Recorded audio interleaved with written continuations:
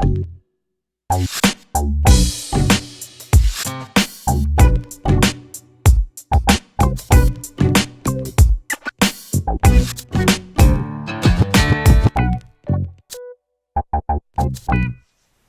going on, guys? Welcome to Thursday's video, the 7th of July 2011.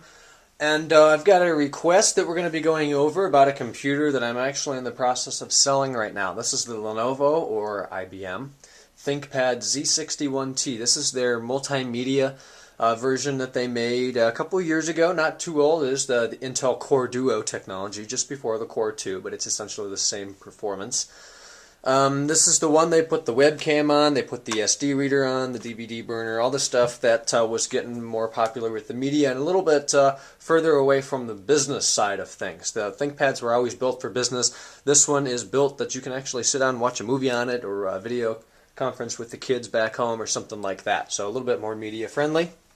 It's a 14-inch display. Open it up, it's got the standard resolution that a lot of manufacturers still use today of 1280 by 800. It's a pretty good display. It's about 60 hertz. Most laptop displays are 60 hertz. We've got Wi-Fi 802.11g, actually A, B, and G in this.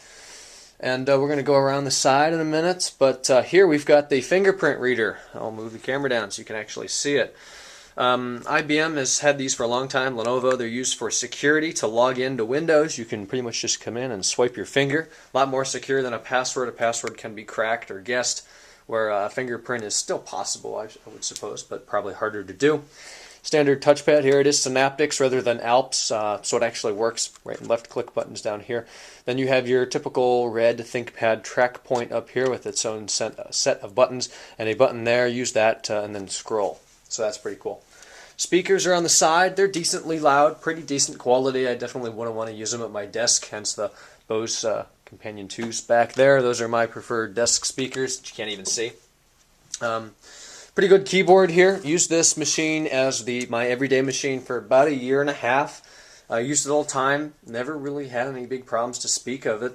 I actually did have the ThinkLight, which ThinkPads have. It's mounted, I'll move the camera up there. It's mounted up in the upper bezel of the display. It's pretty much just a light that you can turn on by hitting the functions and page up key on the keyboard. A light that shines down on the keyboard. It's nowhere near as good as, let's say, the MacBook Pro's backlighting, but it will help you find the keys at night if you don't type a whole lot, you don't know where the keys are, or turn it on. It looks kind of cool. I actually had to have the bulb replaced, so I brought that up. But that is there, and it does work now, which is good. All of this is made of plastic to keep weight down. It's pretty good plastic. It doesn't have much flex to it. The whole thing is really light. It's only about 4.3 or 4.6 pounds if memory serves. The top here is, a lot of these are titanium, I think, but to keep weight down even further, they used like a black piano glossy finish. It is a fingerprint magnet, as you see. But it feels good. Not a whole lot of flexing. I had a T42 ThinkPad for a while, and I will say that the Z series does feel a little bit, I don't want to say cheap, but a little bit flimsier feeling than the T42. But the T42 was so ruggedized, and it was all made of metal, and it was heavy. But this thing is nowhere near a flimsy machine. It's just not like the other one was. Notice right now that I have a larger battery in it. This is a 6-cell battery. I'm pulling about an hour and 45 minutes to 2 hours on this thing. I have the original battery, which I think is a 3 or 4 cell. That still works. I'm getting about an hour on that one. That one would come included if you chose to buy it. Your power is back here. I have 2 power cords for the unit as well. There's your S-video out. On the right side, you have a Kensington lock, one USB 2.0. Here's that DVD drive that you can actually take out very easily. Right there's something you pull to the side, pops out a little handle, and then there is your ultra-thin DVD drive. So if you wanted to put a second hard drive bay or something like that in there, it is really easy to do. 1394, PCMCIA, and then 2 more USB 2.0s over there on the right side. Moving to the front, we've got an SD card reader. It will read the high capacity ones. This is an 8 gig, works fine. Infrared is right to your left of that. Your Wi-Fi switch, turn that on and off right there. It's the Intel wireless card, I believe. And then there's a 3.5mm audio out and audio in for microphone, as well as your little latch to open the display there. The left side holds more of the fan vent, which we'll see on the bottom in a minute. A VGA out, your old dial-up Ethernet or Internet Ethernet, and then your hard drive base right there. On the bottom, there's a docking station connector there. I guess you could put this on a dock. There's actually two holes down here that have a picture of a keyboard and a water droplet.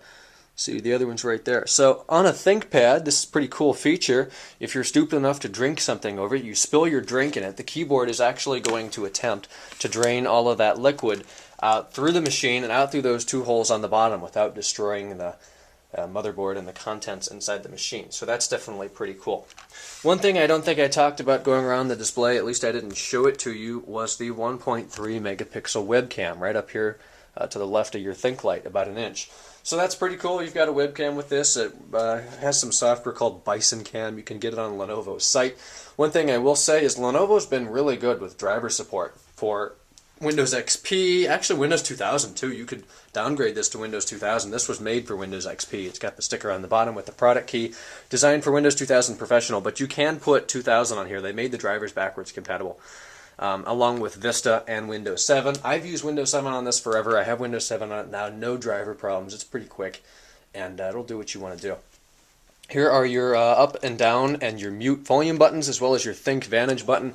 If you go ahead and install all the Think software on there, then you can do a lot of stuff regarding, well, all the backup software, the software update they have. Some pretty cool stuff. You have Action Protection System, or Active Protection System, APS, that allows you to, you can move the machine around. The hard drive knows when it's moving. It will suspend it from reading and writing if you should drop it, so it won't kill itself, commit suicide on the way down, and become destroyed. So this is definitely a machine that I would recommend buying. Trust me, if I didn't like it, I would have sold it years ago when I sold my other ones. And I'm not selling it now because I don't like it, simply because I do not use it. I use my MacBook Pro for everything I do. I use the iPad for anything else that I would want to do, maybe on the mobile side of things. This thing's been sitting on my desk. It's on all my desk tours. I used to use it to upload some videos sometimes, but they've increased my internet speed, so I don't need to leave this on and let it upload stuff. Talking into some specs, I should probably mention that. This is the Intel Core Duo T2500. We'll go ahead and boot this up while we do that. This copy of Windows 7 is over 2 years old, so don't expect the best performance out of it right now with this copy of Windows. If you should buy it, I'm not including an operating system on it, just because I don't have my Windows product keys anymore, I'll be honest. It will come formatted in probably NTFS. Anyways, the Intel Core Duo T2500, that is 2 cores of 2.0 gigahertz. It has a level 2 2-megabyte cache. It's got 4 gigabytes of DDR2 RAM. I believe it is 800 megahertz rather than 667. I'm pretty sure I upgraded that. This machine only runs 32-bit Windows. It's not 64-bit compatible. And I put 4 gigs in it so you get dual channel memory versus the single channel memory. If you have a 2 gig and a 1 gig in there, you're not going to get dual channel. It's going to be slower. So I have 2 2s in there, even though only 3 or 3.5 are going to work with 32-bit Windows. So 4 gigs of physical RAM between 3 and 3.5 is going to work with 32-bit Windows. Go ahead, swipe my finger. You're going to notice it's going to log in. The hard drive is a SATA drive, 2.5-inch SATA or serial ATA. It's 100 gigabytes at 5,400 RPMs with that active protection system. Graphics card is Intel. I want to say it's the 950 chipset. I believe it's 256 meg shared. I have done video exporting on this. It definitely does the job. Of course, not as quickly as the MacBook Pro does, but it is going to get the work that you want to do done. So if you're interested in this machine, I have put the link of where it is on eBay. If you'd like to talk with me, I can send you some pics, let you know anything else you want to know. Leave your comments down below. Again, it's for sale price-wise. I'm looking to get around $300. I am flexible. I'd like to talk with you about that. Shipping, I am in northeastern Ohio. I will ship anywhere in the United States. I'd rather not leave the borders of this country, though. So, good machine. Everything on it works. The condition is good, aside from, the minor scratches up here. There's no big scuffs, dents, chips, any major scratches. It's just, wear over the past few years. This is not a new computer. And it's always been a good machine for me. So, there's my review on the machine that's for sale. $300. It's actually $299. The link is down below to the eBay account. Send me an email with anything that you'd like to know about it. Ryan@techinform.us. Our website is techinform.us. And then my Twitter is twitter.com/JamesRSchultz. So thanks a lot for watching this video, guys. Really appreciate it. Definitely let me know if you're interested, and I look forward to talking to you soon. Catch you guys in tomorrow's video. Bye-bye.